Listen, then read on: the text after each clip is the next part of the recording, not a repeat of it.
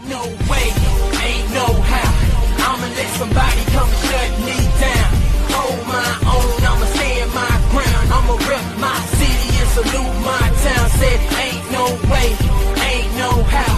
I'ma let somebody come and shut me down. I'ma hold my own, I'ma stand my ground. And I'm ready for whatever, and I still stand proud. Ain't no way. Who you think you kidding, dude? Never thought that I would do. What up, though? And I am back with another episode of Wrestling from the 313. It is my birthday week. And as always, we are streaming live on YouTube, Facebook, and Twitch. This episode is brought to you by WSN, the Wrestling Society Network. Make sure you check them out on Roku, Apple TV, and Amazon Fire Stick. Go to the website, thewrestlingsociety.com. Sign up, get an account, and just check out all the cool wrestling content that we got, and also go on Patreon, check out WSN there. But if you want the exclusive shows, you got to get you a membership. But they do have memberships that are for everybody. So just show us some love. My guest is brother Samp from the Samp Chance Podcast. Joe Monroe was supposed to join us today, but he's a little under the weather. And Professor Bear was supposed to join us. He has scheduling conflicts with his podcast, but shout out to them. They are here with us in spirit. And I got my brother Samp here. We're going to represent the Main Event Roundtable. Hey, baby. Samp, what's going on? Everything is beautiful, man. Joe Monroe, please get better, brother. We need you.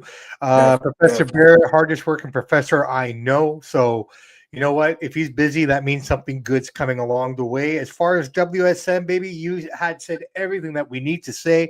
You can find Mike D. You can find us, Samp Chance, also on the network.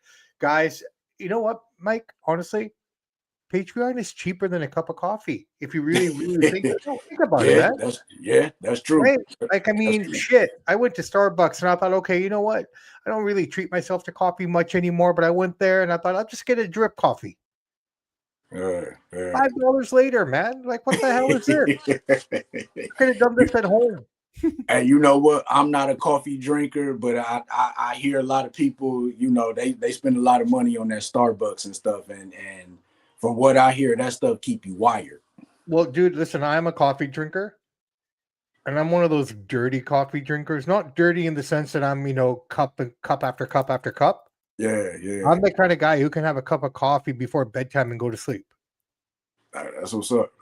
Hey, I know people that I work with, they had like 2-3 cups of coffee, be drinking it all day, and then like 5-10 minutes later, they head into the bathroom because their stomach's bubbling and stuff. So yeah, I will say on a challenging day, I could be a 5 to 6 cup of guy.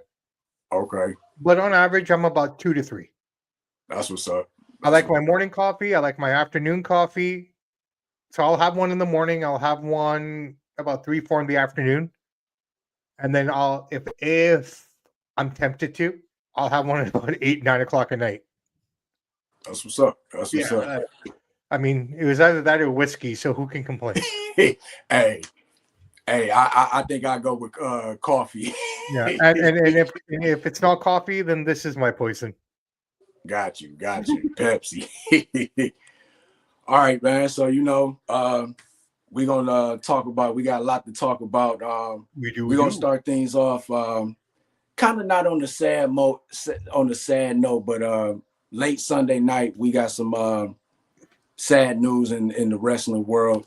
If you grew up in the 90s like I did, and I know you did, Sir Mo, who was one half of the tag team Men on a Mission. Yeah. His partner was Viscera or Mabel. Yeah. Sir Mo passed away late Sunday night. It was announced. He was a WWE tag team champion. He did a lot outside of WWE too. I had looked him up.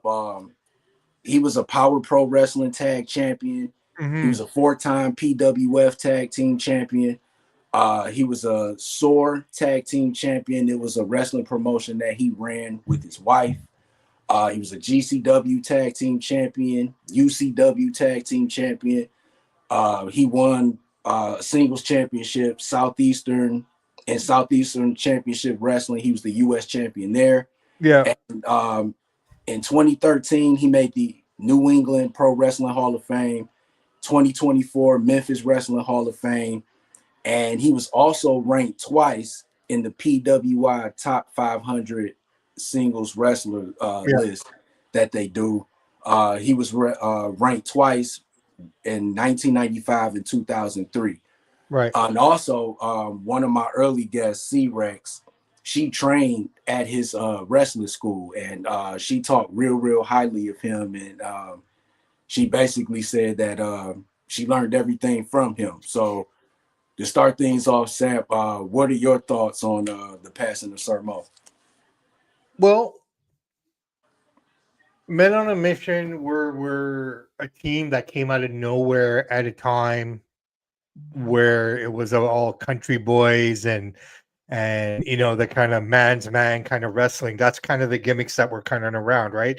You had the Hog Farmer and Henry O. Godwin. You had the Garbage Man and Duke the Dumpster DeRossi. And then all of a sudden comes along this MOM, Men on a Mission. The whole thing going around and everything. And, they had a good run, and they were a great team. I think what bothers me though about all of it was the fact that people knew of his illness and the transplant that he needed and whatnot. Are you familiar with the site WN? Wrestler Observer newsletter? Something like that. I'm not sure. So can I read something here? Yeah, go ahead. I picked up here. So it said WWE refused to help Bobby Mo from Men on a Mission before his death. He needed $30,000 for a kidney transplant. WWE/TKO policy. So this is the TKO policy, okay? Is to only fund drug rehabilitation, not organ failure, cancer, or life-threatening conditions unrelated to substance abuse. Wow. Now, I get it. He's a polarizing figure, okay? But I'm going to drop the shell right here. I don't care. If Vince was in charge, he would have paid for it. I agree. I stand by that 100% because the one thing Vince did, all right, take all the dirtiness out of this, okay? Everything we know. We don't need to talk about what Vince is, okay? But the one thing Vince is that he took care of everyone. He did the best he could. Yeah. Unfortunately, I believe in the heart of my hearts that when he passes away, and I'm talking about Mr. McMahon, a lot of these things are going to start to emerge of the things that he did that no one knew about. Yeah. Right? Yeah. And, I don't want to catch that ire or the anger of Professor Bear, but Hogan was in the same boat. How many stories emerged after Hogan died, how he talked to this guy after his sister passed away, or Hogan did this, and you know what I mean? There's little details. We're so focused, man, on all the negativity. We don't look at the good stuff that these guys did. Yeah, I agree. Right? Agree. Now, Sam's other side of his mind will argue this. Well, Vince probably knew. Why didn't he help him? Just saying. But I'm just saying, this is what we live in now in terms of wrestling. Yeah. And we're going to see this a lot more with a lot of these older guys. Yeah. And it's unfortunate, man, because it's like all this money that WWE is making, you know what I'm saying? They done went up on the ticket prices, like the merchandise is going up. And they basically in a position where, and if I don't know if you heard, what's the guy's name that injured Big E? I know you're talking about Rich Holland. Yeah, Rich Holland. Yeah, he got released. Yeah, he got released, and WWE is going to pay for. I think they're still paying for his rehab and stuff for his injury, but I think they said like once after his contract is up, or whenever his contract is up, that they're not going to pay him, or they're not going to help him with his bills and stuff after that. So it's kind of messed up. So the reason it's all messed up is because, and you guys all know, everyone listening, thank you very much. First off, subscribe, Samp Chance, Mike D, WSN. Because we do boxing as well, Yeah. We deal with TKO from a different angle than most of the wrestling podcasters do. Yeah. Yeah. Right, because they're throwing their hat into the boxing world now with Dana White and TKO Zupa Boxing. That's emerging. Okay, the one thing that they're wanting to do now is change the Ali Act. Okay. Are you familiar with the Ali Act? No. Okay, I know we're going off topic here, but very quickly, the Ali Act was created to protect fighters. Okay. So this means, so say for example, Floyd Mayweather versus Manny Pacquiao. Let's just use it as a base example here, okay? You had Floyd versus Manny, but everything that was earned, all the money from the tickets, all the money from pay-per-view, everything, all of it, the whole ledger is public to the fighters too. Okay. So they know how much money's being made and what their actual cut's going to be. Okay. How does the UFC work? See, MMA didn't have anything. UFC was the first thing to come out, correct? Right. From there, Bellator, Pride, PFL, you name it, all these different, MMA organizations emerged, Cage Warriors, all of it, right? But the way the UFC works is they don't have to disclose any of the revenue to anybody. Yeah. Okay. So this is why guys at the UFC level, top guys are making maybe $200,000-$300,000 a fight. That's wow. That's okay. Wow. But if you're a top guy and you are defending your title on a pay-per-view, you may get some of those points with sponsorship and stuff. These guys can walk out with maybe $1.5 million at the end of the night. Okay. Now look at the revenue of the pay-per-view. UFC say made $80 million off of pay-per-view revenue. Think about it. They're pocketing at about 80 to 90% of all the revenue. That's crazy. And that's their model. And that's their model. So it doesn't surprise me TKO is thinking, because here's the problem, man. Everyone says, oh, there's not good writers right now. No one knows, the Triple H this, Shawn Michaels that. They don't know how to book. They were great wrestlers. Yeah, Wayne Gretzky was a great player. He wasn't a great coach. That's understandable. But would you not want to have someone who understands wrestling and has been a wrestler to be writing the show? Yeah, you're right. Right? Yeah. Okay, so I lost my train here a little bit, but the reality of it is what they're trying to do here with WWE is very similar to what they're doing with TKO and what they want to do with this boxing that they're going to come out with, right? I've been known to all these guys that sign up with TKO. Anyways, that's a boxing story, man. I don't want to get into it. I can get deep about it. But back to Mo, you know what? Another legend lost, another hero for kids, and at the end of the day, if you think about it, guys like Men on a Mission, guys like Stone Cold Steven, I've seen Steve Austin, The Rock, even to a certain extent, I've seen it firsthand, man, the effect they have on children. Yeah.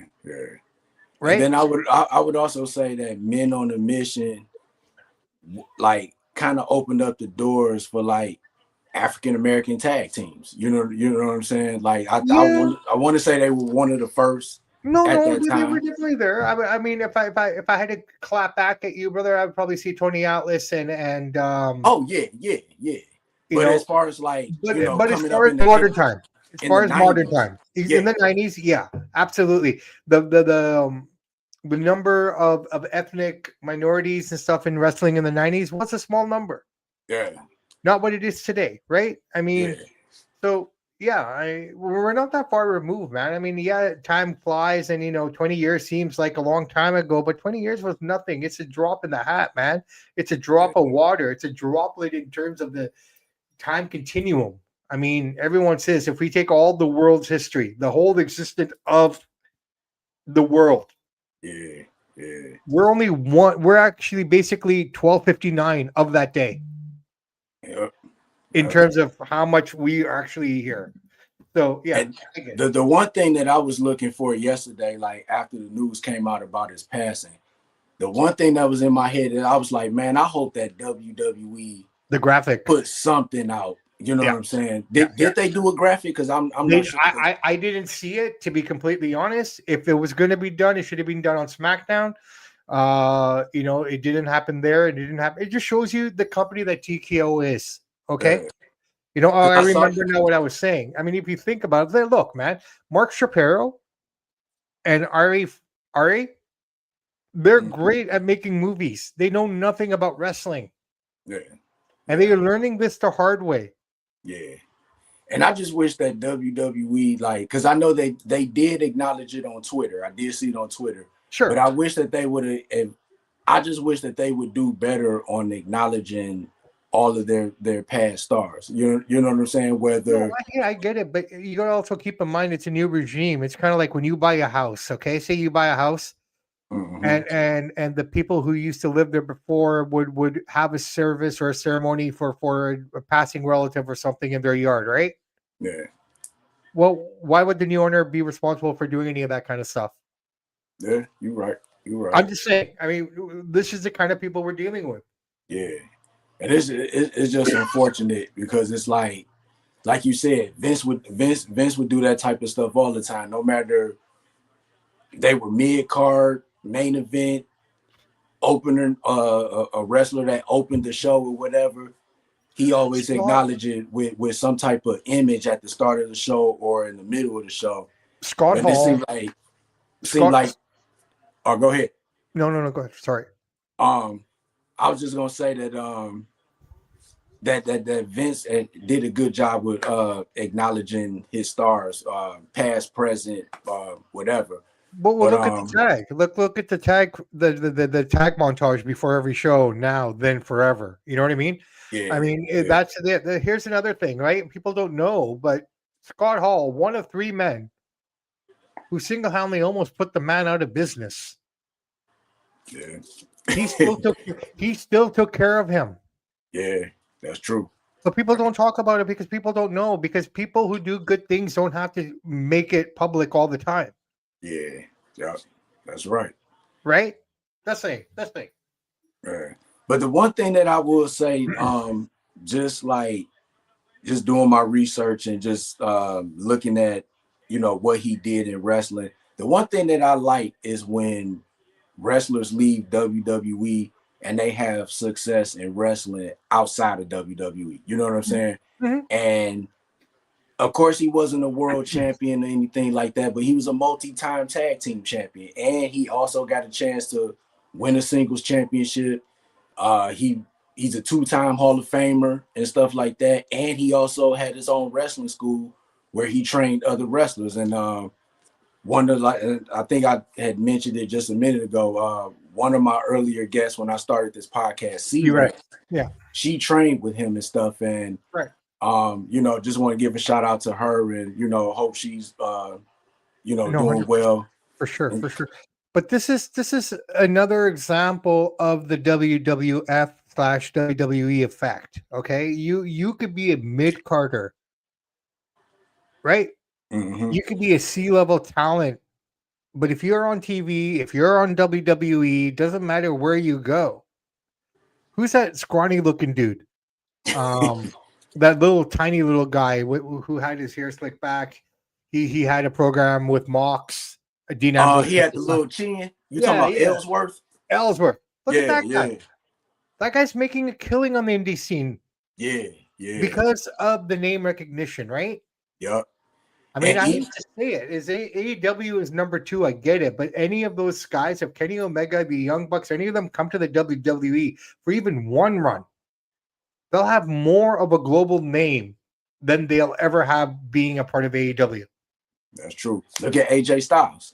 Exactly. Finn Balor. Yeah, because everything AJ Styles did, and I still say that just not to go off track or anything. But AJ Styles with everything he's done in wrestling, he's definitely a Hall of Famer, and I feel like he should in some way be in the GOAT conversation if you look at everything he's done. Yeah, no, I mean, I don't. No, I'm not disagreeing with you. I just, you look at goats. We talk about goats all the time, and when it comes to goats, in my mind now, I realize there's not one goat. Yeah, definitely. Right, every generation has its goats. Yeah, and in some generations, you might have 4 or 5 goats in that field grazing. Yeah, right. Because I think I think like just us as wrestling fans, when we talk about GOATs, we talk about guys in WWE. or you know what I'm saying, or WCW. That's the first thing that we think about. But we don't think about the AJ Styles, the guys like AJ Styles, or the guys like Kenny Omega, or what's another name I could throw, like Okada or Okada, yeah, no, 100%. Ibushi. Yeah, You know yeah, what I'm yeah, yeah, saying? yeah. Inoki, Yeah, definitely, right? definitely. You know, like I mean, we can go on and on. There's 1,000 names, man. I mean, it's the reality of it is what it is. It's like, okay, you're a hip hop guy, right? Yeah. You got your mainstream guys, but I'm sure you got some shit out in Detroit that just makes some of these famous guys look like dog crap. Oh yeah, But they're definitely. unknown. You know what I mean? They have greater skill, better ability, better cadence, better bars, etc., etc. But they're not known. So does that make them any less than, say, I don't know, Drake? Yeah, you're right. You're right. Right? Yeah, So it's a weird conversation. Like, are you a GOAT because you're famous and people know you, or are you basing it on the fact that you are skilled, yeah. or is it a combination? Right? Yeah. Like some guys are amazing in the ring, but they're shit on the stick. Right. And then you got guys who are great on the stick but shit in the ring. Yep, that's true. That's definitely true. So we call John Cena a GOAT. He was great on the stick, but I wouldn't say his in-ring performance was anything special. Yeah. I would definitely say he was a better, as far as like ring skill. I would say he was better than Hogan. But I was also go back and say that when Hogan was in New Japan, Hogan had some pretty good moves. Like Dude, honestly, when challenged, even John Cena had great matches, right? Look at the series with AJ, all of them. Yeah. Right? Even the last one they had, phenomenal match. Pardon the pun. I know he's phenomenal at AJ Styles, but the match itself was just great. It showcased Cena on a whole different level. Now, that was Cena good, or is AJ that good that he can make Cena look good? Yeah. Right? Shawn Michaels could do it, and AJ Styles. Only two guys, in my opinion, that could make anything look good in the ring with them. Yeah. And real quick, and this is just my opinion, I think when Shawn Michaels came back from the back injury and started wrestling again, I think he was better then. I think he was a better wrestler then, rather than when he first started and started his singles run. Agreed, because he had time. He had 4.5 years to recover. Yeah. That helps. I'm not taking that away. That helps. But he also came back matured. Yeah. Right? He came back matured, and he came back with a different mindset, which just set him apart, right? So it's almost like you're good and you're great, but then to actually recognize it and harness that potential, then you're unstoppable, man. Yeah, definitely. Right? So, like us. Yeah. So we just wanted to start the show off with just reflecting and showing, paying homage to Sir Mo. Rest in peace to him. Yes. Also want to say rest in peace to Mabel, his tag team partner. Yeah. Mabel / Viscera / Big Daddy V. Men on a Mission was I would have to say, one of those tag teams that, kind of deserve their flowers, in my opinion. No, and they truly do. Like I said, unfortunately, it was just at a time where everything was what it was, and we didn't have the technology that we're rolling with today, right? I mean, in essence, to be fair, there wasn't YouTube, there wasn't social media. Who knows how big these guys would have been if all those elements were in place? Yeah. So, we just take it with a grain of salt, and the fact that we remember them, considering the time and considering the accessibility and what's actually out there. Well, I'm sure a lot's out there now, obviously, but at the time, that's a testament to them, man. Respect. Yeah. So, shout out to them, all three of them. I don't know if the manager has passed away yet. Has he? What was his name again? Oscar. Yeah. You know what? I ain't gonna say yes, and I'm not gonna say no. I'm not sure on that, boo. Why don't you set up the next topic while I quickly pull out the Google machine here? Okay. All right. So before we about to go to the next topic, and of course is the Vision. We saw last week Braun Breaker, Bronson Reed, and Paul Heyman turned on Seth Rollins. Of course, they did that because of the shoulder injury that Seth Rollins suffered in the Crown Jewel match. So, what do you think is next for the Vision going forward?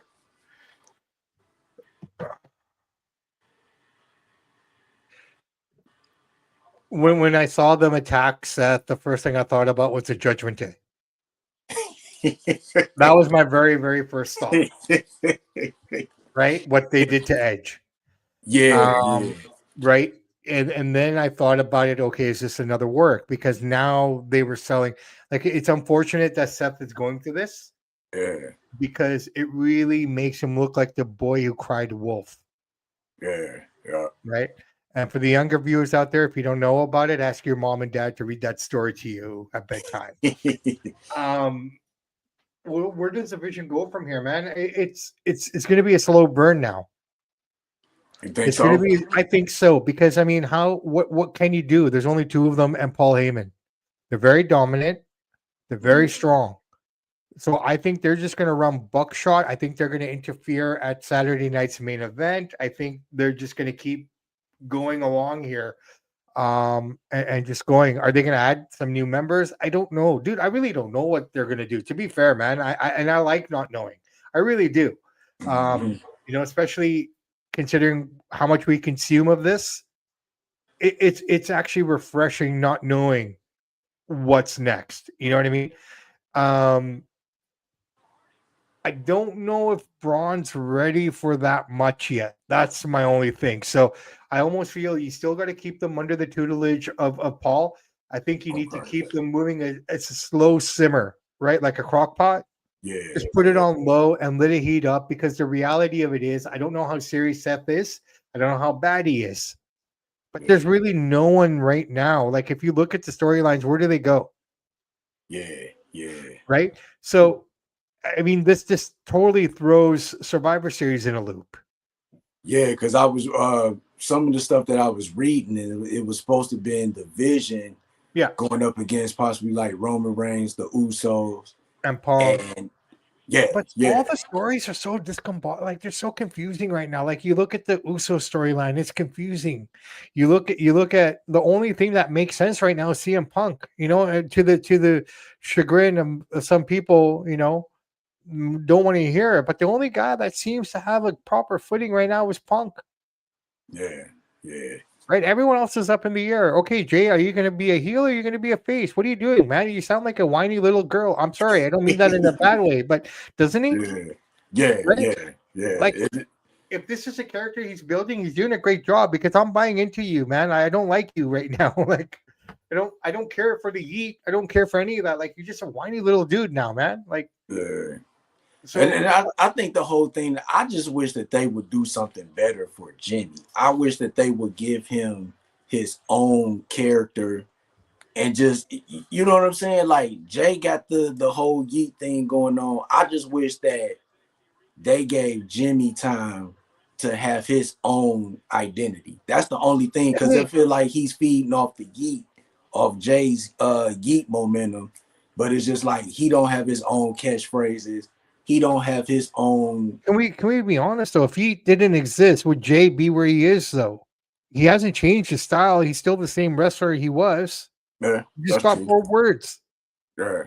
4 letters. Sorry. 1 word, 4 letters. Right? Yeah. So we got Williams Wrestling. He's left a comment. Triple H isn't creative. What you think about that? I'll talk to him about it tomorrow. So that's an ongoing debate between me and Mr. Michaels.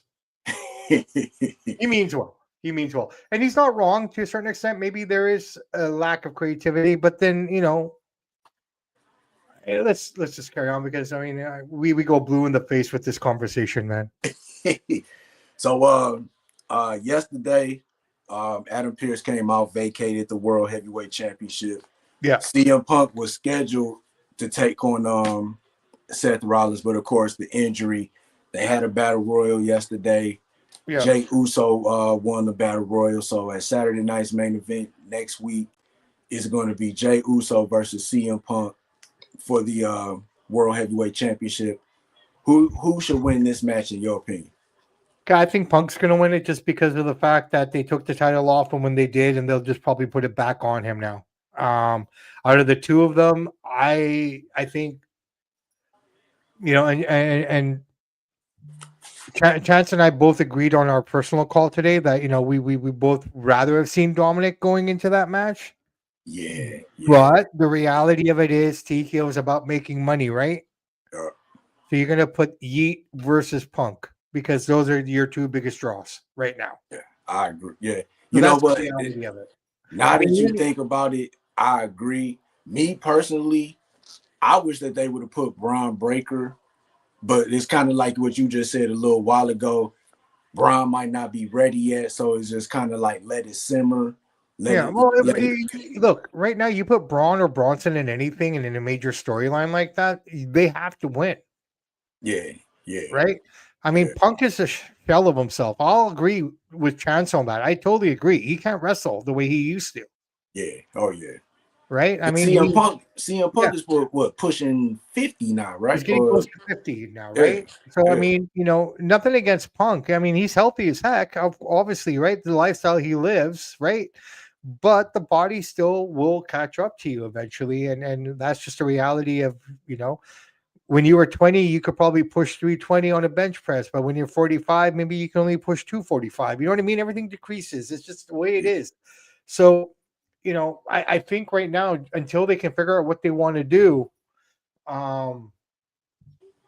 is basically just kind of let them calm the tide, put the title on Punk. Mm-hmm. They'll keep people happy until they can figure out what's wrong with Seth or what's wrong with anything, right? I mean, that's just the reality of it. From what I heard, from what I read a little while back, Seth Rollins in that Crown Jewel match, he suffered a torn rotator cuff. Yeah, so, a torn rotator cuff, that's like 6 months to a year, something like that. It can be depending on how you heal, how you recover, considering how much trouble he's already had in that shoulder in the past. Mm-hmm. Right? It all depends. What side did it happen? Did he have injuries on there before? It all takes, and as you get older, it takes longer to heal. Not everyone's John Cena. That's true. That's true. Right? Yeah. I mean, by all accounts, John Cena should have been out a year when he came back from his rotator cuff. Oh, yeah. Then that's when he came back at the Royal Rumble, right? Yeah.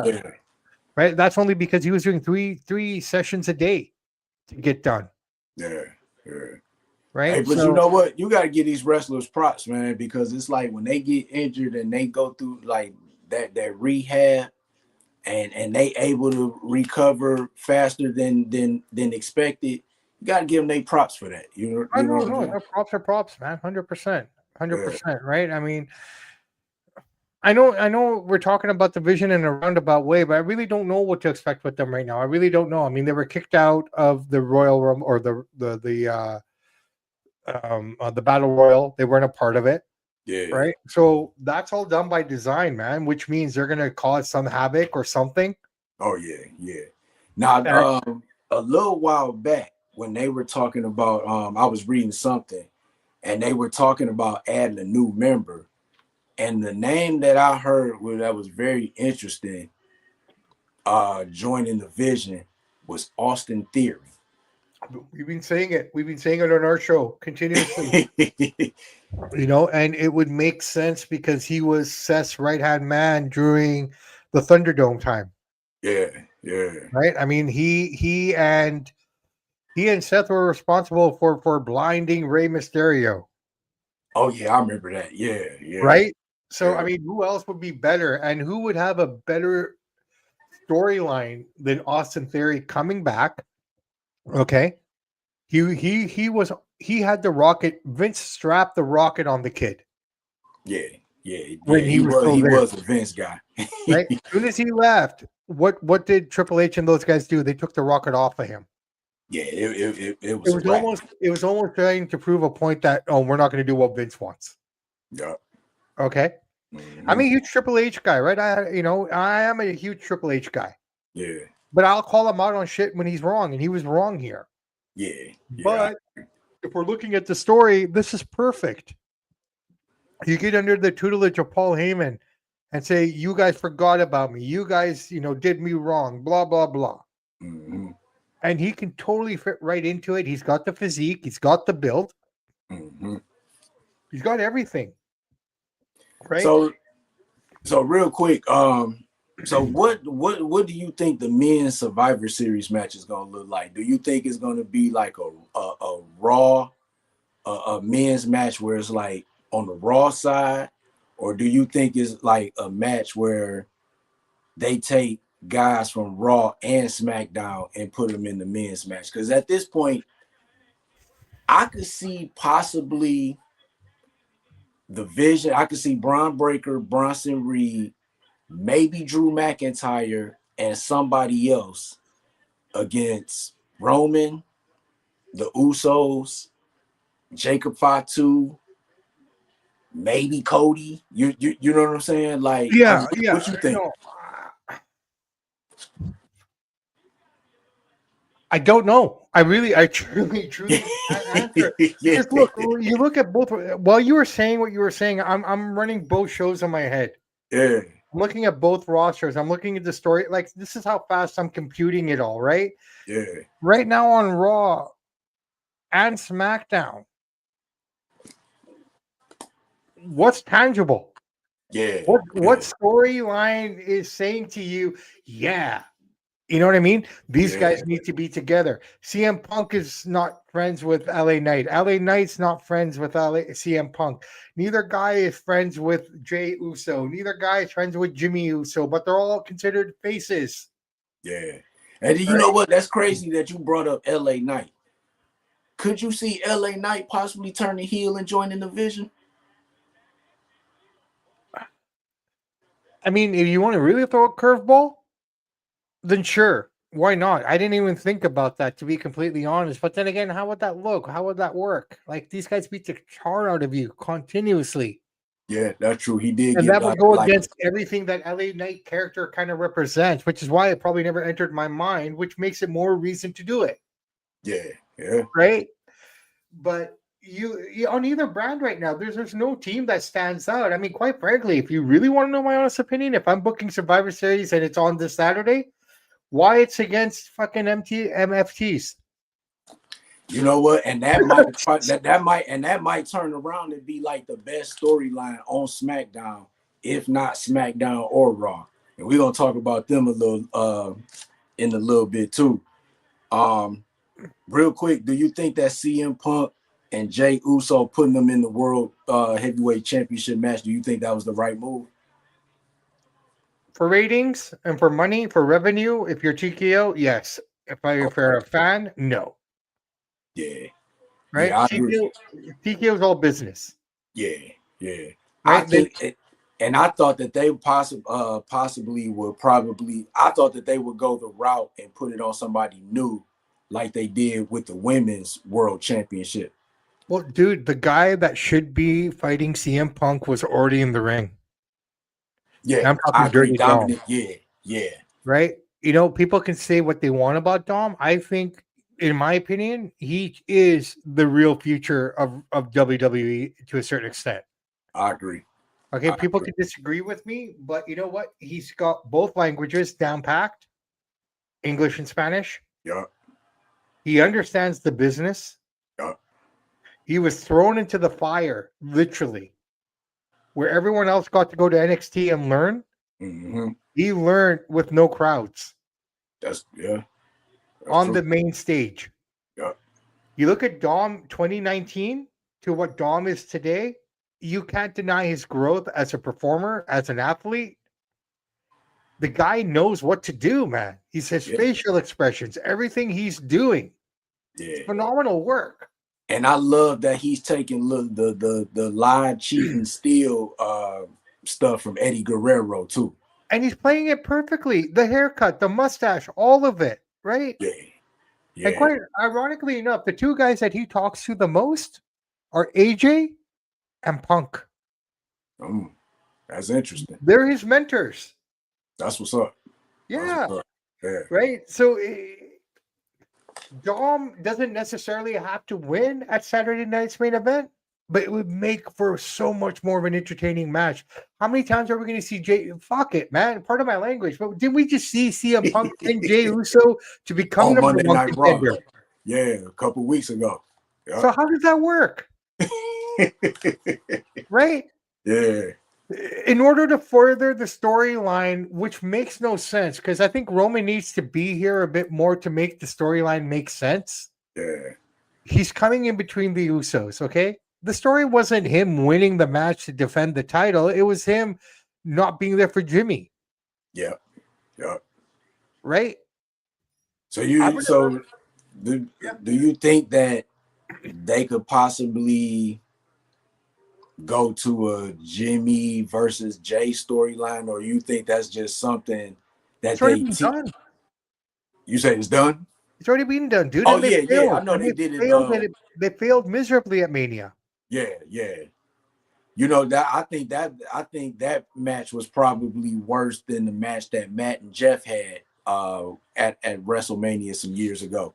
When you have so much writing on something and you've built something up so long and you've waited decades to do it, you know, it's kind of like finally getting the opportunity to lay in bed with that woman you've wanted to your whole life.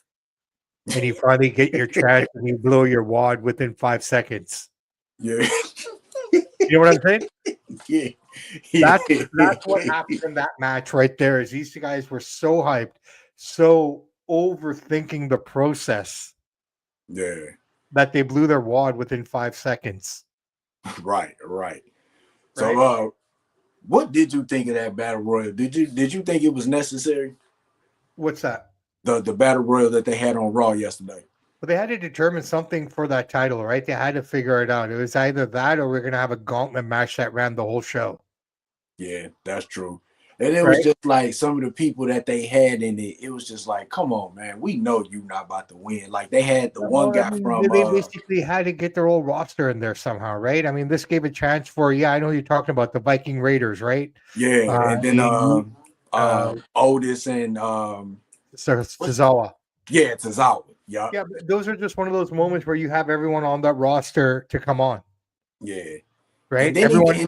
And then even when Sheamus and Kofi Kingston was in it, it was just kind of like, you know what I'm saying? Like Sheamus had his moments. At this point, my friend, brother, we've watched how many Raws in the last 7 months where the closing credits are either CM Punk running out to make the save or Jimmy Uso coming out to make the save. That's all we've seen since Mania, man. Yeah, that's true. Right? Every episode has ended with one of those two dudes on the screen. Yep. Saying produced by Triple H and Paul, or whatever the other guy is, Lee, whatever. Yeah. Right? Yeah. So we're constantly being bombarded with the same 4 guys continuously. Yeah. And that's not even including here and there, they're sprinkling Braun Breaker and Bronson Reed. You know, we might get. Yeah. It's continuously like I get where guys like Chance are coming from. I get it. I truly do. I don't want to believe it. I keep trying to find a way around it. Mm-hmm. But it's hard to disagree when it's happening continuously. Like, how many more times can we convince people that apples are red when it's actually green? When we're showing someone a green apple, how much more can we do to convince them it's red? You know what I mean? Yeah. So let's we talked about Raw. Let's go to SmackDown. Sami Zayn last week, did his US title open challenge, and surprisingly, it was Ilya Dragunov that accepted that challenge. Ilya Dragunov ended up winning the US championship. Yeah. What are your thoughts on that? Perfect. Great. I loved it. Me too. Sami is the one who requested it to happen. Yeah. He asked for it. He said he wanted to do this. He wanted Ilya to win. Yeah. Right. And I think it was the right move too, because it was like, this is a direction we need to go in, right? Look, we need the younger guys to get some of these titles now. Yeah. You don't have to hold it for a long time, but to get them wet, to get them going. You know what I mean? Like you look at John Cena, right? I mean, he lost to Brock before in his very first attempt at a world title. Yeah. Right. And then he came back a couple years later when he's ready to go and whatnot. I'm not saying that Dragunov needs time to get ready. All these guys are already ready. Yeah. But he hasn't been around in a year. And if you look at Dragunov, wasn't it interesting? It looked like he became 2. Yeah, it looked like he bulked up a little bit. He got huge. Look at Tomatonga, both of them. Yeah. And I think it's cool too because it's like he had a lot of momentum when he was in NXT, and then I think he got drafted to SmackDown or something like that, and then that's when he suffered. Huh? Drafted to Raw. Oh, okay. Yeah, then I think that's when he suffered the knee injury. Yeah. He was out for a year, and now he's back. I think it was the right move because you didn't want a guy like him coming in and then losing his first match. You know what I'm saying? But I will give him. You could have had the interference again. You could have had Solo on them. You could have protected it if they wanted to. Yeah. Right. If you look at the last couple of title defenses that Sammy's done, he's been bombarded by the MFTs somehow. Yeah. They've interfered in the match in some way or some capacity, right? Yeah. They didn't show up this time. Yeah. Or did they? I can't remember. Maybe no. You know what he did? Solo had show up in the match. Yeah. He was at the and then he kind of like did something like this and then walked back to the back. And that's how Ilya Dragunov got the win. Yeah. But Ilya winning, no problem, man. I think it's great. I mean, again, you saw what William wrote down there. SmackDown ratings are at a all-time low, and they are. So, these kind of moves are the kind of moves that you need to do to get people's attention going again. Yeah, and then I think it opportunity for like fresh matches and stuff like that too. We could possibly see Solo and Ilya Dragunov somewhere down the line. We could see Dragunov possibly do his own open challenge or whatever, and the guy can go too. You know what I'm saying? I like his style. It's kind of smash mouth or whatever. It's European hard style. That's what I call him. Definitely. Right? Yeah. So go back to stand with SmackDown. And it seems like it's a faction war that's going on with the MFTs and the Wire Six. Mm-hmm. I can't lie. I'm liking this. I hope that this turns into a storyline that's interesting because like you said, like right now, what are they doing with Cody? Jacob Fatu is probably going to be out for a couple of weeks. He'll probably be back before Survivor Series. So I think right now, this could possibly be the top storyline on SmackDown. What are your thoughts on this so far? I mean, they've done it right. They haven't really given us too much, but they've given us enough to want to see more. Yeah. Right. And I think the presentation of the MFTs when they do face them with the face paint and everything, has that tangible piece that was probably missing from those guys. Yeah. Okay. Because by all accounts, you look at all the guys that are in those MFTs, they should dominate that program. Oh, yeah. Right? There's no one who can stand in their way. Yeah. I mean, what's the tall guy? Talia Tonga? Tala Tonga. Yeah. Isn't he the tallest man on their roster right now? Probably, yeah. Right? He's the biggest guy there. So, I mean, let's see what they do, man. I mean, I don't want to pass any judgment on it right now, but I mean, I mean this with full respect. If that's what we're talking about, then how bad is SmackDown? Yeah, because outside, like you don't know what Cody and Drew is going to. It seemed like it was going to be Jacob Fatu and Drew having a program together. When they still will, they'll come back to it. Obviously, he's only gone for a few weeks, right? It's dental work. It's not as bad as everyone made it sound out to be. Right, like you're saying, he's not going to be back in this frame time. He'll probably be back before Christmas, honestly. Right? He's just getting dental work done for people to know. It's he's getting his mouth redone. Yeah. So I don't know how long that takes or what the process is per se on that, but I mean, I guess you get your teeth pulled. You got to wait a week or so for the what do you call it for the gums to kind of heal. The swelling to go. There you go. The word swelling to go down, and then you can put your whatever they're doing to him. But I think the common thread here in this conversation, Mike, is very simple. There doesn't seem to have any sense or rhyme or rhythm on any show.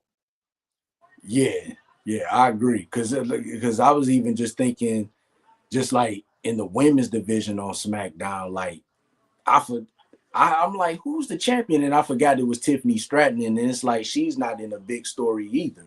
Well, and then you got she's got nothing going on right now. You got Stephanie. I mean, right now, if you think about it, the Becky and Maxine Dupree story has more life than other storylines. The bright spot of Raw for me is Dominic. Yeah. Like, I don't know who's going to turn on who here. Yeah, I think the Judgment Day is going to end up turning on Dominic, and that's going to turn Dominic into probably one of the top baby faces in the company. They're already creaming for him. Yeah. What were they shouting on Raw? Dirty Dom. Yeah. Dirty Dom. I mean, most people who cheat the way he cheated by getting eliminated and running back into the Royal or into the Battle Royal, that was embraced. Yeah. People want him to be a good. They want to cheer for Dom. Yeah. And then when you start getting, like, when you a heel and you start getting to that point where the crowd is cheering for you, eventually it's going to be time to make that switch. And I see that. I'm waiting. I hear what you're saying, but I have a feeling we're going to wait for Liv to come back. Oh, yeah. The way I kind of book it in my mind, if you're doing it properly, they all turn on him and they're beating on him, and Liv will come. Yeah. I could see a mixed tag of Finn Balor and Roxanne Perez against Dirty Dom and Liv Morgan. Yeah, I can see that. So I'm thinking this change and everything that we're thinking about will happen when she's ready to return. Yeah. Until then, they're just going to keep peppering and peppering and peppering and peppering. Oh yeah, definitely. Right? They're going to use the bird shot, not the buckshot, as Dave Chappelle would say. Right. So I definitely will say with the MFTs and the YS6, I definitely see a tag team title match coming. I definitely see yeah.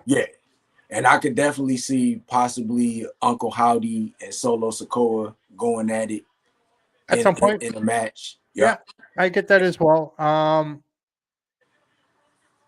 But yeah, again, on either program right now, honestly, I mean, to be fair, we watch wrestling because this is what we do. But can I ask you, would you watch wrestling if you didn't have the show, if you didn't do what you're doing? If I didn't have a podcast? Say we weren't in the realm that we're in. Mm-hmm. Okay, yeah, I still watch it. Yeah, you still watch it. Okay, so you're like me, right? And I made this argument. I said, look, if I was going to stop watching wrestling, I would have stopped 20 years ago. Right, yeah. I truly would have, right? Yeah. But I never have. I go with the flows and the punches. And yes, as big as the business is right now and everything, I will honestly say the product isn't great. Yeah. And it was like, and it was when we were on the No Sale Roundtable Friday. Yeah. That's one of the things that I said, like, wrestling is not must-see TV anymore. Like, the stories that they have now are not making people like, oh, I want to watch this. Look, I think, and chances this way as well. Like, I mean, I'm not, and I say this with lots of respect. He argues that the numbers aren't the same in the 90s, but wrestling was different in the 90s, I'll argue. Yeah. Oh, yeah. Right? You're not going to get those numbers because those numbers don't exist anymore because of the way people consume entertainment now. Yeah, because now you could like Raw come on at 8:00, but you can watch it at 11:00 when you know what I'm saying. If you don't want to watch it right then and there, and then with DVR and everything. Before the advent of DVRs and all that, I had video cassettes. Yeah. And I had to set my video player to record it. Yeah. You know what I mean? I used to do the same thing, and if I had to run it, and if I was recording it, I would run in the house to make sure that it's recording. I've done that too. The worst part is, and then it hit me like, why the hell don't I just watch it? Yeah. I'm in the house recording it, but I'm going to make sure that red light's on. Yeah. You know, look, here's the reality of it. They're making money hand over fist, okay? Mm-hmm. But in the wrong ways. They're not, it's not the product that's making them the money. It's the accentuated and, you know, over glorified prices that they're charging everyone. Yeah. Yeah. Right. I don't know. I mean, we're in a real transitional phase right now. We truly are at the breaking point of where is wrestling going to be in the next 5 years. Yeah. Yeah. Hopefully. Yeah. Yeah. Where do you see it in 5 years? At this rate, I don't know if it exists in 5 years. Mm. I mean, it'll always exist. Don't get me wrong, but I don't know if, you know, ESPN's not happy. Yeah, I just saw that a little while ago. Yeah, That, Netflix isn't happy. Yep.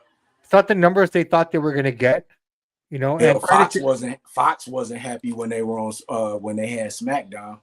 Well, regardless of that or not, they still got the highest ratings on Fox at that time zone, at that time slot. Oh, okay. Okay, I don't care what anybody says. I mean, outside of football and sports, yeah, they got higher numbers than most of the sitcoms did that they had running on Fox. Right. That Why do is you think true. USC's held on to them? The main bread and butter for that network was Raw. Yep. They made all their money on Monday night, and they didn't give a shit for the rest of the week. My man went blank. Mike, where did you go, bro? Well, I'm sitting here all by myself, waiting for Mike D to come back. But yeah, guys, listen, wrestling is in a transitional phase right now, in my opinion. And in order for it to get to, you know, back, I think they need to really work on storylines. They really need to work on creative. Yeah, I lost you there for a minute, man. So I tried to run the show by myself. Thank God you're back. Oh yeah, had a little interference that came through. Sorry about that. No, it's all good. All I was just saying to the people listening was like, we're in a real big transitional phase right now. Yeah, Okay. I agree. I mean, it's kind of like the Steelers. I'll use my Steelers as an example. Yeah, we got Aaron Rodgers, but after that, then what? Who do we got in the cupboard?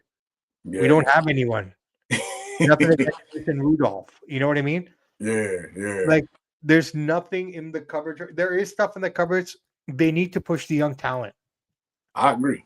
Putting the strap on Dragunov was great. I get it. Okay. Would I want to put the strap on Braun as much as I want to right now? I don't think it's time. Yeah, and that's what I was thinking. That's what I was thinking when they announced that they were stripping the title from Seth. But now that you said it, it makes sense to just kind of let things simmer, let him learn under Paul Heyman, and just get that knowledge and just build that momentum with them. And then when the time is right. If you think about it, and every generation goes through this change. And if you think about what I said to Professor Bear on the No Sell Roundtable, I said, brother, how many times have we watched this exact same story that you young bloods talk about? Like it's the first time that you're going through it, because it probably is the first time for a lot of the younger podcasters and content creators out there that haven't, you know, I got pardon my language, man. 80s, 90s, 2000s, 20. I'm 5 generations deep. Yeah. Into how long I've been watching wrestling. Yeah. Maybe 6 if you think about it. Yeah. Let's say 6, okay? I've gone through 6 generations of wrestling. Yeah, I'm about 5. You're about 5, right? Yep. And if you think about it, from generation switch to next generation switch, the same thing happens. What makes this worse, in my opinion, what makes this stand out, in my opinion, more so than the other ones that we've already witnessed, is when Cena, Orton, Brock, Shelton, and everyone of that class was coming up, you still had a prime Triple H. You still had a prime Shawn Michaels. You still had a prime Edge, Christian, Dudley Boy, Kane. You know what I mean? You still had a lot of those guys there to carry the load. Yeah. The people of this generation are now gone. Cena's retired. Yeah. Okay, he's gone. He's not there to carry the torch, and you can't rely on him to come back to get ratings. Yeah. Okay. Cena's not much anymore. Orton is there, but what's he doing? I think they can book him better. Yeah. Yeah. Oh Right. Yeah. Oh yeah, you also had Taker and stuff then too, right? To kind of let your transition work. Yeah. The only guys you have right now are Seth, Punk, and Roman. Yeah. In my opinion, Kofi maybe. Yeah. And they need to do him better too. I think they owe him another title run, or not necessarily another title run, but But it doesn't let make money, him. dude. This is the shitty part. Everything comes back to TKO and making money.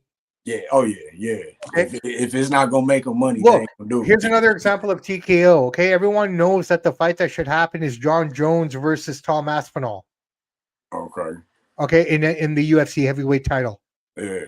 but it's not going to make money. But Alex Pereira versus John Jones will make money. Mm. Do real fans want to see that? No, not really. But that is what's going to make them money, and that's what they're going to give us. Okay. Same with wrestling. They're giving us Jey Uso and CM Punk for the 50th time in this calendar year. Right. Hey, I would say the 50th time in like the last 2-3 months. I'm trying to be nice, but yes, you're right. So real quick before we started, it was something that you wanted to talk about. You wanted to talk about the now on screen, Aleister Black and Zelina Vega. Isn't it interesting? Now, I'm not saying they're the same, but it's almost like they've replaced Karrion Kross and Scarlett with Vega and Aleister. Yeah, but I think that's what they're doing, with the exception of maybe like the street Montez Ford and Bianca Belair. It seemed like that they put the husband and wives together in storylines. I actually like this for Zelina Vega because when she was in the LWO, it was just like that. You know what I'm saying? Every gimmick she's ever done has been bleh. I did like when she was with Andrade. I did like when she was with her him. But everything she's done has never panned out. Yeah, even the when Queen, she was King of the Queen of the Ring with that silly attempt of an accent. Yeah, you know that failed miserably. Yeah. Okay, I mean, let's see where this goes. But that was just my thought. I mean, I'm not saying it's wrong or bad or anything, but it's kind of with all the stuff that's going on about Karrion Kross. I know they did him dirty, they did him wrong. It almost seems like, well, shit, they really liked the storyline. They just didn't want him. Yeah, but from what I heard too, that the reason why he didn't resign is because they offered him a contract, but they didn't offer Scarlett one. So it was just like, well, I heard that they just lowballed him. You heard that they screwed him in the money? Yeah, they were lowballing him. I think I heard that too. Yeah, I didn't hear about the Scarlett part. I just heard that they lowballed him. Yeah. But you know what? He's been doing real good so far in the indies and stuff. He's been making a lot of appearances. And of course, man, because you say Karrion Kross from WWE. That's all you need. Yeah. And TNA. He was in TNA too. Yeah. Right. Yeah. So let's switch over. We've been talking about WWE. Let's talk about AEW. Wrestle Dream. Let me go make a cup of coffee, bro. No joking. And one of the big things they've been talking about at Wrestle Dream was the I Quit match with John Moxley. It was very, very brutal. And once again, they had the fans chanting, "This is murder." They put some water in a fish aquarium in the ring, and he put Darby Allin's face in the aquarium. This is like maybe the second, third time that Moxley has been in a match, and they kind of did something that just kind of had you like, wow, like straight up. No. Do you think that they went too far with that? Yeah. Okay. So, Mike, when you were a kid, when you were a youngster, young lad, enjoying your time in your mother's lap as a young boy, when you went to school, did you play wrestling? Yeah. Okay. So, were you smart to the business at that point, or did you still think it was real? Let's go that far back. I would say like maybe between like 9 and 10, I was like still young, like new to the business. But as I got in my teenage years, I started. No, we're I talking was getting hit elementary. with We're things. talking elementary. Oh yeah, just still new. Yeah. Okay. So think about it. I grew up at a time like Professor Bear, where we didn't know it was still kayfabe. Mm-hmm. So when we played wrestling, if I put you in a figure four, I put you in a real figure four. Yeah. If I put you in a Boston Crab, that was a real Boston Crab. Yeah. Like we made kids cry. Kids cry because we actually did the move, right? Yep. Kids are susceptible. We live in a generation where we have kids eating Tide Pods, man. Yeah, that's crazy. Okay, we have kids eating a spoonful of cinnamon. Yep. They're doing crazy shit on a continuous basis. Now, who can, I guarantee you it's already happened somewhere where kids were playing wrestling and they pulled out the old fish tank. Yep. Hey, these kids are kind of goofy. Anything they see, they're gonna try. And that's the problem. That's what I had a problem with in this match. Like, I love wrestling, I love brutality, I love gruesomeness as much as the next guy. Trust me, I do. Mm-hmm. But the reality is, I know where the line is with these young kids who don't know the business. Are going to do something dumb. And then breaking the fish tank, I bet CM Punk is cringing at that spot with all the glass everywhere. Yeah. Right? I think it's too wrong. I think it's gone too far. Yeah. And I have no problem with hardcore matches, street fights, I quit matches, because it's like, you know what to expect in those type of matches. It's kind of like anything goes. But putting somebody's face in a fish aquarium trying to drown them, and then it's not the second time, that's not the first time. I mean, of course, they with Bryan Danielson, they put a plastic bag over his face trying to suffocate him. Dude, that's straight out of Vietnam, man. Yeah. And it's just like, at some point, AEW is just like, okay, man, this is not getting y'all ratings. This is not getting people to switch from WWE to AEW. And it's just like, if anything, that's going to deter parents from, like, I mean, how would you feel if you had a child and you walked in at that moment and you're like, what the hell are you watching? Yeah, that's true. I never want to be that dad who turns off wrestling for my kids, man. Yeah. That's like that's heavy if I do that, if you do that. Yep. Right? I mean, honestly, I'm watching this match and I'm seeing what they're doing to the guy. I'm thinking, doesn't he have any friends in the back at all? Yeah. Like, and then, like, and as soon as I say, and it's one of those thoughts that I was saying out loud, like, this is how far, like, I was watching this on Saturday. I'm like, oh my God, what the hell, man? Come on, somebody come out and help this guy. Yeah. Right? And that's us knowing how the business works. Yeah. Right? And then the lights go out, and who comes? Grandpa Sting. Grandpa Sting, man. Sting like, got the gray hair, the whole gray beard, and everything. Man, I don't know if he colored it, but if he didn't, and that's what he actually looks like. But no, that's what he actually looks like now. It's Grandpa Sting, man. I'm thinking, shit, where did this guy come from? Hey, as soon as he had that, as soon as his after his last match, that tag match, he just went straight gray. No, straight dude, gray. Like, he straight up looks like Santa Claus's cousin or something. But you know what, man? The one thing that I would give AEW credit for is that they always do Sting right. They don't put him in a position or put him in a spot where he looks silly, like the way how WWE did Sting.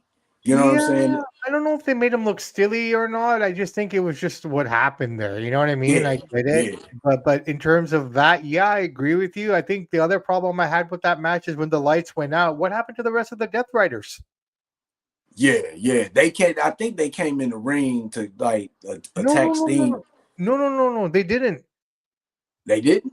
No, dude. Go back and look at the footage. The lights went out. Okay. Hey, lights come back on. The only people in the ring were Mox, Darby, and Grandpa Sting. I'm at the check it out, man. Where was Neville? Where was Claudio? None of them were around. Maria was even gone. Oh no, he picked her up and took her away. Yeah. Right. But Maria was the only one there. The other two were gone. It's like they disappeared. It's like Sting beat the shit out of them in the dark and then they disappeared. Yeah. So last topic, and everybody has been tripping about this. Mercedes Moné broke Ultimo Dragon's record for most belts held at one time. Yeah, I think she got 12 now. 11. 11? Okay. I think it's 11. It could be 11 or 12, but my understanding is 11. Don't quote me on it, but I think it's 11. Okay. And everybody's just been tripping that she got so many belts, and they already mad that she's like the highest paid woman in professional wrestling now. What are your thoughts on her and breaking Ultimo Dragon's record, and just would you put her in the GOAT category with all the belts that she has now? No, I won't put her in the GOAT category, only for the fact that we don't know when she's defending any of these titles at any of these promotions. If she's got 11 titles on her waist right now, she should be working every second day. Right. Okay, that's all I'm going to say. Like, if you look, some of these titles only run shows once a month or twice a month. So that makes sense there. Okay. Half the titles, outside of the TBS and I guess the Ring of Honor title, can you name the other ones? Nah. What promotions are these? A lot of these promotions. Yeah. I'm just saying, if you're going to sell her as that, then you need to sell it by highlighting each promotion and who she beat, and if she's going to go there and defend it. Like, I mean, you think about it, every show should be a segment where Moné defended her title this weekend over here, but she's not. So who's she defending against? Again, this is just a wrestling perspective, okay? As an individual accomplishment, amazing, good for her, okay? But with all due respect to her as well, she's one of the whiniest women I've ever seen in the business. Yeah. And I heard that she's not, as far as like, she's not the nicest either.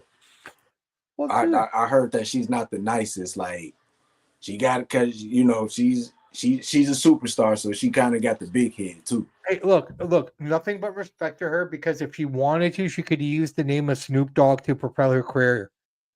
That's true. That is her cousin. She didn't.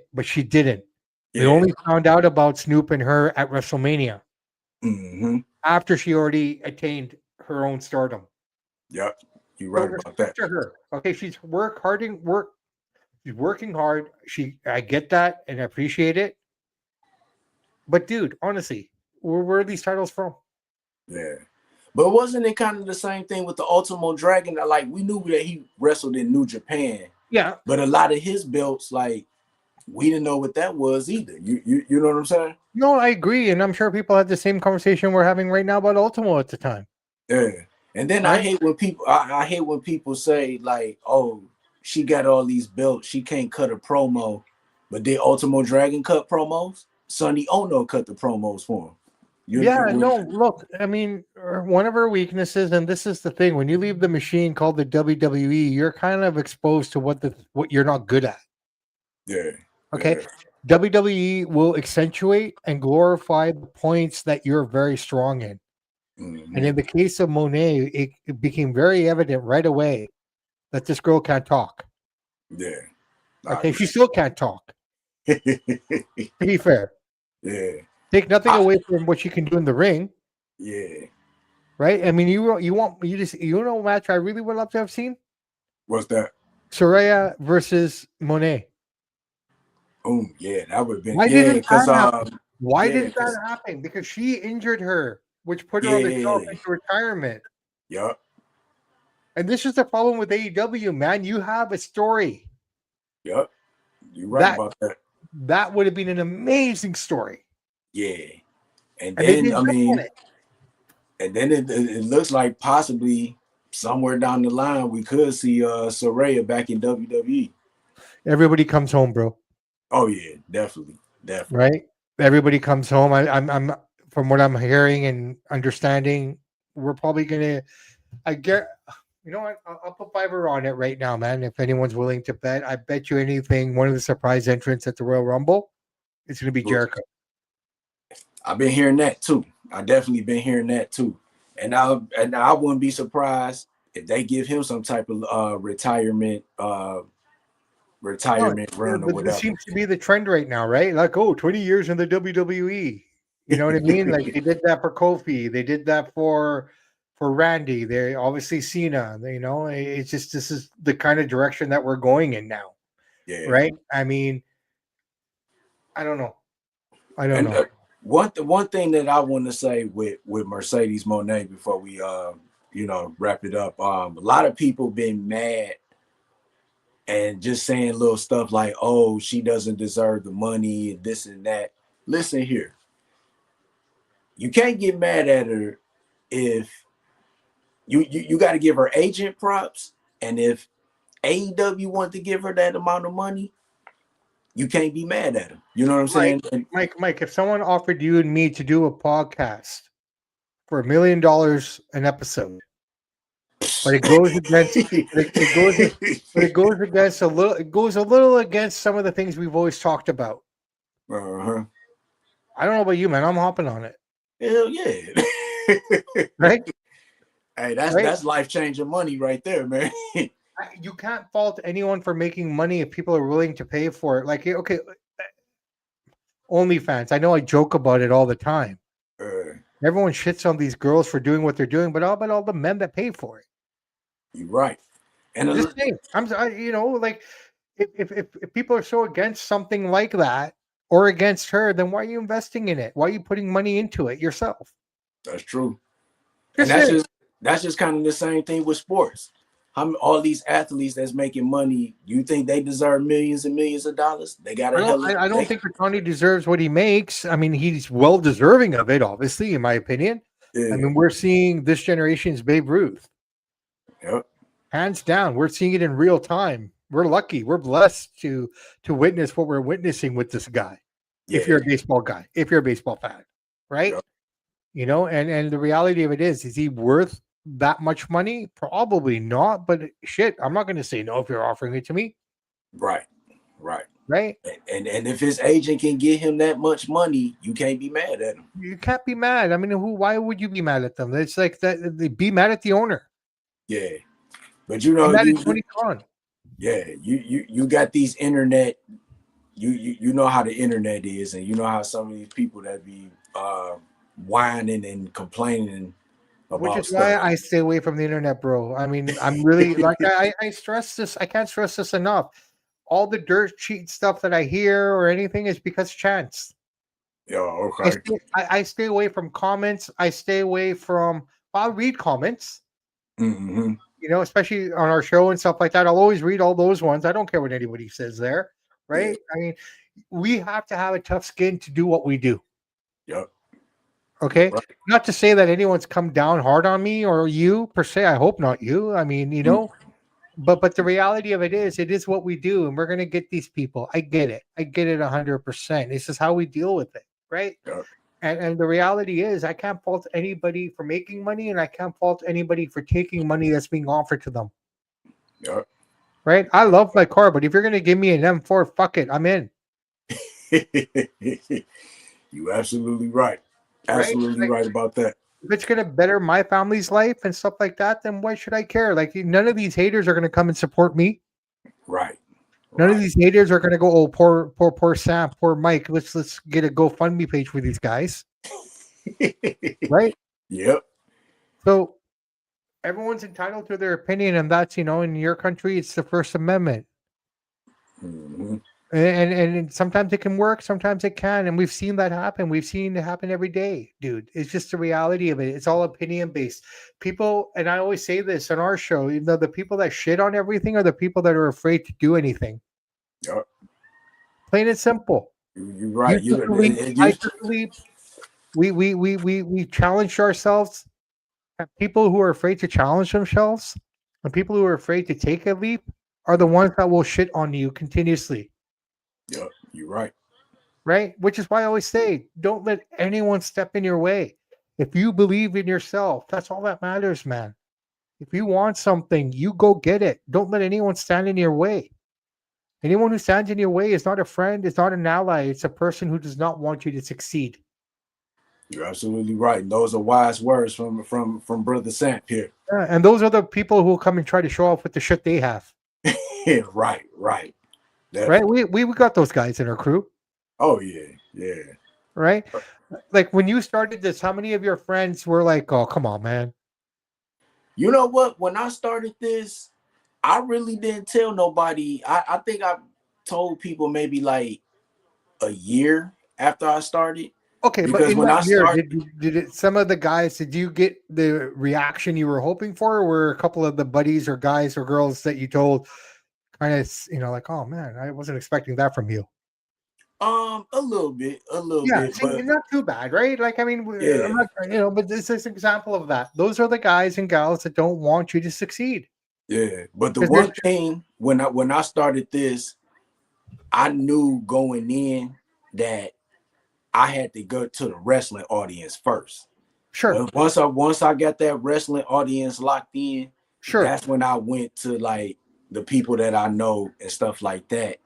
And I'm glad I made that decision, because I think if I would have started and tried to push it to like people I know, it probably wouldn't have jumped off like So, it has. so I agree with you, but I went the other way because I wanted to know what my family and friends thought. So Mm-hmm. I thought in my mind that they will give me their honest opinion, There. right? And Yeah. and what I realized from that experience was that of the 7,000 plus subscribers that we have, Mm-hmm. I can only say maybe 50 of them are people I know. Yeah. Yeah, you're right about that. Right. Definitely. So the reality of it is the people supporting you, me, Professor Joe Monroe, the Main Event Roundtable, WSN are people we don't even know. Yep. And Yep. that means Right. more to me Yeah.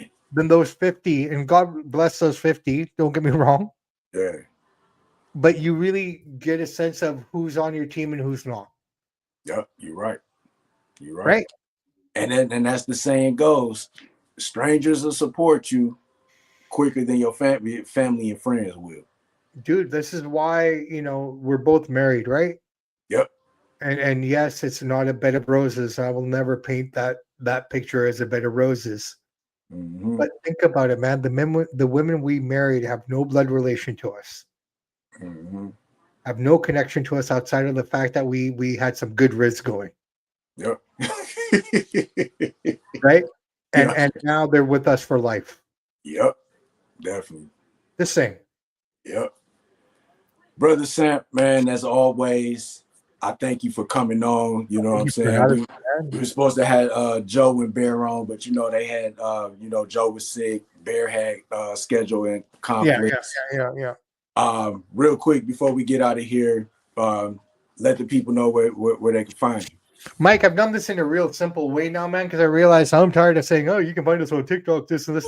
Dude, guys, everyone, listen, very simply, I'm going to do this for you too. Google Wrestling from the 313, Google at Samp Chance. You'll find us everywhere.